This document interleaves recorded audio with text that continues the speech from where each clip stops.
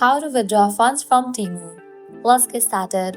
Launch your TEMU app, or also you can launch your TEMU account in the web version. For this video, I'm going to use the TEMU app. After you open it, make sure you have already logged into your account. Now at the bottom, you're going to find different options. Navigate to the option of View. Once you're in the U page here, you're going to find different options. Click on the option of Credit Balance. Ensure you have enough credit balance to make a withdrawal. If you do, you will see an option called Cash Out. Click on Cash Out and you will be presented with several withdrawal options. The most common ones are bank withdrawal or PayPal transfer. Choose the method you prefer. If you select withdrawal, you will need to enter your bank account details. For PayPal, provide your PayPal account information.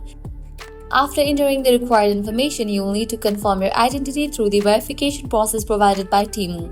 Once verified, you will successfully withdraw your funds from your TEMU account.